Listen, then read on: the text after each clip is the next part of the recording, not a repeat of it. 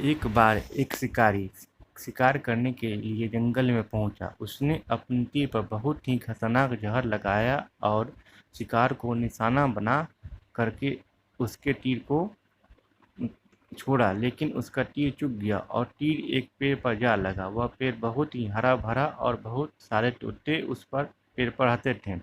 जैसे ही वह जहरीला तीर उस पेड़ पर जाकर लगा, वह पेड़ धीरे धीरे सूखने लगा और उस पेड़ पर जो भी तोते रहते थे वह एक एक करके उस पेड़ को छोड़कर जाने लगे। उस बड़े से पेड़ की कोटर में एक बहुत ही बुढ़ा तोता रहता था, जो बहुत ही धर्मात्मा और अच्छे मन का था। सभी तोते उस पेड़ को छोड़कर जाने लगे थे, लेकिन वह बुढ़ा तोता जाता था, दाना लेकर आता और उसी कोटर में आकर बैठ जाता था, परंतु इस पेड़ को छोड़ने को तैयार नहीं था। बुढ़े तोते के साथियों ने कई बार आकर उसे समझाया कि यह पेड़ सूख रहा है और किसी दिन गिर भी जाएगा, चलो किसी और पेड़ पर चलकर रहा जाए, परंतु वह बुढ़ा तोता वहां से जाने को तैयार नहीं हो रहा था। यह बात देवरा इंद्र तक पहुंची। उन्होंने बताया कि ये एक तोता है जो इस पेड़ पर रहता है। उस पेड़ पर एक जहरीला तीर लगने के कारण सूखने, गिरने और खत्म होने के कगार पर आ पहुंचा है।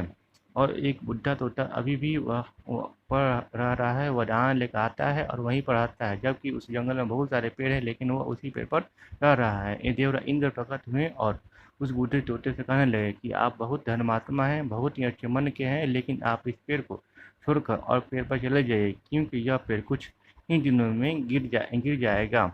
तालाब के पास में बहुत से बड़े बड़े हरे भरे पेड़ हैं, बड़े बड़े कोटर हैं, उन पेड़ों पर फल भी लगे हुए हैं, उन्हें वहीं पर तोड़कर खा सकते हैं, परंतु यहाँ से आप चले जाएं।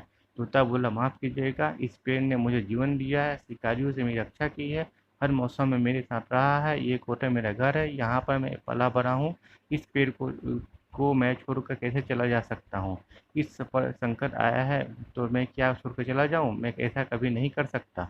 देवराज इंद्र तोते की इस बात से बहुत ही प्रसन्न हुए। उन्होंने तोते से कहा, मैं आपकी इस बात से बहुत ही खुश हूँ, मांगो तो जो आपको मांगना हो। उस बूढ़े तोते ने कहा, मुझे बस इतना मांगना है कि इस पेड़ ने मुझे जन्म दिया, जहाँ मैं रहा पला बढ़ा, जिसे मेरा जन्मभूमि कह सकते हो, आप इसे फिर से वैसा ही हरा भरा कर दो जैसा यह था।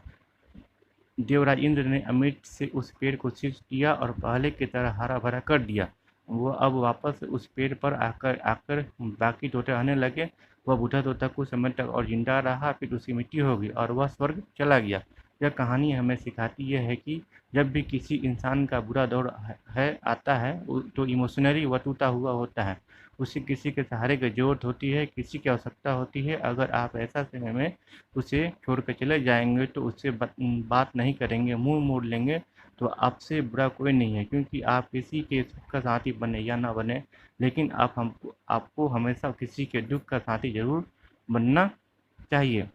ठीक है, स्टोरी अच्छा लगे तो लाइक और शेयर कर दीजिएगा और चैनल को अवश्य सब्सक्राइब कर दीजिएगा। Thank you.